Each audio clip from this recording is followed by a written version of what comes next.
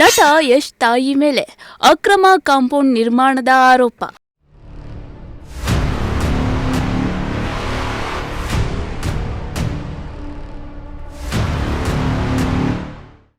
ಬೆಳ್ಳಂಬೆಳಗ್ಗೆಯೇ ಯಶ್ ತಾಯಿ ಪುಷ್ಪ ನಿರ್ಮಿಸಿದ್ದ ಕಾಂಪೌಂಡ್ ಧ್ವಂಸ.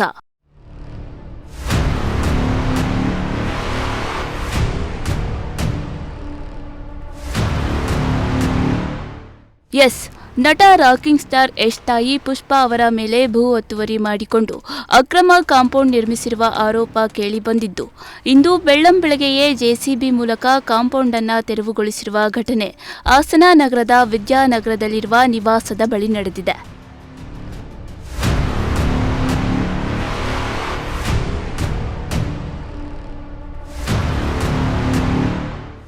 ಹಾಸನದ ವಿದ್ಯಾನಗರದಲ್ಲಿರುವ ಪುಷ್ಪ ಅವರ ಮನೆ ಸಮೀಪದಲ್ಲಿನ ಜಾಗವು ಲಕ್ಷ್ಮಮ್ಮ ಎಂಬುವವರಿಗೆ ಸೇರಿದ್ದು, ಅವರ ಜಾಗದಲ್ಲಿ ಅಕ್ರಮವಾಗಿ ಕಾಂಪೌಂಡ್ ನಿರ್ಮಿಸಲಾಗಿದೆ ಎಂದು ಆರೋಪಿಸಲಾಗಿದೆ. ಈ ಹಿನ್ನೆಲೆಯಲ್ಲಿ ಲಕ್ಷ್ಮಮ್ಮ ಅವರ ಜಿಪಿಎ ಹೋಲ್ಡರ್ ಆಗಿರುವ ದೇವರಾಜು ಅವರು ನ್ಯಾಯಾಲಯದ ಅನುಮತಿ ಪಡೆದು ಕಾಂಪೌಂಡ್ ಡೆಮಾಲಿಷ್ ಮಾಡಿಸಿದ್ದಾರೆ.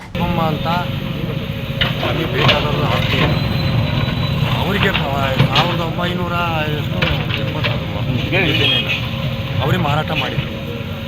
ಅವ್ರಿಗೆ ಮಾರಾಟ ಮಾಡಿದಾಗ ಅವ್ರ ಪ್ರಾಪರ್ಟಿ ಹಾಗೆ ಇತ್ತು. ಇವರಿಗೆ ಬೇರೆಯವರಿಗೆ ರಾಮಕೃಷ್ಣ ಅನ್ನೋರು ಅವ್ರದ್ದೊಂದು ಪ್ರಾಪರ್ಟಿ ಅವರು ಬೇರೆಯವರಿಗೆ ಕೊಟ್ಟಿದ್ರು. ಒಬ್ಬಂದೇ ಆಸ್ತಿ ಇದನ್ನು ಈ ಥರ ಇದ್ದಾಗ ಹಿಂಗೆ ನಡ್ಕೊಂಡು ಬರ್ತಿದ್ದಾರೆ. ಅವ್ರು ಮೈಸೂರಿನಲ್ಲಿತ್ತು. ಯಾರು ಲಕ್ಷ್ಮಣ್ಣನವರು, ಅವರು ಟೀಚರ್, ಅವರು ನಮ್ಮ ತಂದೆನೂ ಟೀಚರ್, ಅವರು ಸ್ನೇಹಿತರು. ಅವ್ರಿಗೆ ವಯಸ್ಸಾಗಿರೋದ್ರಿಂದ ಇದಕ್ಕೆ ಇದನ್ನು ನೋಡ್ಕೊಳ್ಳೋಕ್ಕೋಸ್ಕರ ನನ್ನನ್ನು ಜಿ ಪಿ ಓರ್ರು 2020ರಲ್ಲಿ ಫಸ್ಟ್ ಆಕ್ಟೋನಲ್ಲಿ ಮೈಸೂರು ಸಬ್ ರಿಜಿಸ್ಟ್ರ್ ಆಫೀಸ್ನಲ್ಲಿ ನನಗೆ ಜಿ ಪಿ ಓರ್ಡ್ರ್ ಮಾಡಿದ್ದೆ. ನಾನು ಅಲ್ಲಿಂದ ಇದನ್ನೇ ಪ್ರಾಪರ್ಟಿಯನ್ನು ನೋಡ್ತಾ ಇದ್ದೆ. ನೋಡ್ತಿದ್ದಾಗ ಏನಾಯಿತು ಅಂತ ಅಂದರೆ, ಇವರು ಏಕಾಏಕಿ ಯಶು ಅವ್ರ ತಾಯಿಯವರು ಇದನ್ನು ಕಾಂಪೌಂಡ್ ಮಾಡಲಿಕ್ಕೆ ಹೊರಟಾಗ ಕಾಂಪೌಂಡ್ ಹಾಕೋ ದಿವಸ ಬಂದು ನಾನು ತಡೆದೆ. ಅವ್ರ ತಂದೆ ಇದ್ದಾಗ ನಮ್ಮ ಪ್ರಾಪರ್ಟಿಗೆ ನೀವು ಯಾಕೆ ಆಗ್ತಿದ್ದೀರಿ ಅನ್ನೋದು ನಿಮ್ಮ ಹತ್ರ ಏನು ದಾಖಲಾತಿ ಇದೆ ಕೊಡಿ ಅಂತ ನಾನು ಕೇಳಿದೆ. ಅವ್ರೇನು ಕೊಡಲಿಲ್ಲ. ಆಮೇಲೆ ನಾನು ಬಡವಳ್ಳಿ ಪೊಲೀಸ್ ಸ್ಟೇಷನ್ಗೆ ಹೋಗಿ ಕಂಪ್ಲೇಂಟ್ ಕೊಟ್ಟರು. ಆಗಲೂ ಏನು ಪ್ರಯೋಜನ ಆಗಲಿಲ್ಲ. ಸಬ್ ಇನ್ಸ್ಪೆಕ್ಟ್ರು ಆಯಿತು ಹೋಗೋಣ ಅಂತ ಅಂದರು. ಯಾರು ಕಾಂಪೌಂಡ್ ಮಾಡ್ತಾ ಇರೋರು ಅಂತ ಕೇಳಿದಾಗ ಇಂಥವ್ರು ಅಂತ ಹೇಳಿದಾಗ ಅವ್ರ ನಂಬರನ್ನು ಕೊಟ್ಟಾಗ ಅವ್ರೇನು ಮಾತಾಡಿದ್ರು, ಅವ್ರು ಸುಮ್ಮನಾದರು. ಅದಕ್ಕೆ ಅವ್ರೇನು ಮಾಡಿದ್ರು, ದೇವರಾಜ್ ಅವರೇ ನೀವೊಂದು ಕೆಲಸ ಮಾಡಿ ಕೋರ್ಟಿಗೆ ಹೋಗಿ ಕೋರ್ಟಿಂದ ಆದೇಶ ಮಾಡಿಸ್ಕೊಬನ್ನಿ ಅಂತ. 2020ರಿಂದ ನಾವು ಕೋರ್ಟಿಗೆ ಹೋಗಿ 2020ರಿಂದ ಕೋರ್ಟಿಗೆ ಹೋಗಿ ನ್ಯಾಯಾಲಯಕ್ಕೆ ಅವರು ಯಾವುದೇ ದಾಖಲಾತಿಗಳನ್ನು ಒದಗಿಸ್ಲಿಕ್ಕಾಗಲಿಲ್ಲ. ನ್ಯಾಯಾಲಯದಲ್ಲಿ ನ್ಯಾಯಾಧೀಶರು ಏನೇನು ಕೇಳಿದ್ರು ಎಲ್ಲ ದಾಖಲಾತಿಗಳನ್ನು ನಾವು ಒದಗಿಸ್ತು. ಆ ಆಧಾರದ ಮೇಲೆ ಈಗ ನಮಗೆ ಪ್ರಾಪರ್ಟಿಯನ್ನು ನಮ್ಮ ಇದಕ್ಕೆ ಕೋರ್ಟ್ ಆದೇಶ ಆಗಿದೆ. ಇದು ಸರ್, ಇದೆಲ್ಲ ಆದಮೇಲೆ ಮತ್ತೆ ನಾವು ಮಾನವೀಯತೆಯ ದೃಷ್ಟಿಯಿಂದ ಅವರು ಒಂದು ಮೀಟಿಂಗ್ ಕರೀಲಿಕ್ಕೆ ಅಂತ ವಿಷಯನೂ ತಿಳಿಸ್ತು. ಬರ್ತೀವಿ ಅಂತ ಅಂದರು, ಬರಲಿಲ್ಲ. ನಾವು ನಿನ್ನೆ ಏನು ನೋಡೋಕ್ಕಾಗುತ್ತೆ, ನಮ್ಮ ಪ್ರಾಪರ್ಟಿ ನಮಗೆ ಬೇಕಾದ್ರೆ ನಮ್ಮಂಥ ಬಡವರದ ಆಸ್ತಿಯನ್ನು ಇವರು ಇದು ಮಾಡ್ತಾಯಿದ್ದಾರೆ. ಅದನ್ನು ಯಾರು ಕಾಂಪೌಂಡ್ ಕಟ್ಟಿದ್ದವರು ಯಶು ಅವ್ರ ತಾಯಿ. ಏನವ್ರ ಹೆಸರು? ಪುಷ್ಪ ಅಂತ. ಆಮೇಲೆ ಇದು ಪಕ್ಕದಲ್ಲಿ ಶೆಡ್ ಹಾಕಿದ್ದಾರಲ್ಲ, ಇವರು ನಟರಾಜು ಅಂತ. ಇವರು ಒಂದು ಮೊದಲು ನ್ಯಾಯಾಲಯದಲ್ಲಿ ಏನು ತೀರ್ಮಾನ ಆಗಿದೆ? ನ್ಯಾಯಾಲಯದಲ್ಲಿ ನಮ್ಮಂತೆ ಆಗಿದೆ. ಅವರು ಯಾವುದೇ ಒಂದು ಇದಕ್ಕೂ ಕೋರ್ಟ್ಗೂ ಹಾಜರಾತಿ ಆಗಲಿಲ್ಲ ಮತ್ತು ಯಾವುದೇ ಒಂದು ದಾಖಲಾತಿಗಳನ್ನು ಕೊಡಲಿಲ್ಲ.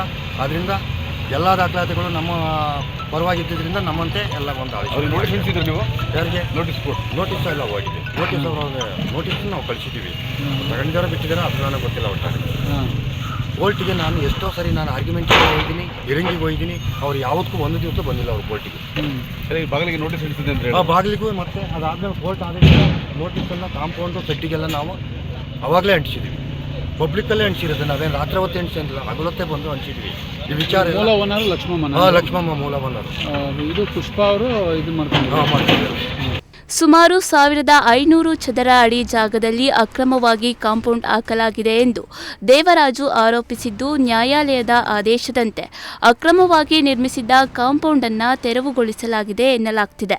MD Nazeer, Prajashakti TV, Arsikere.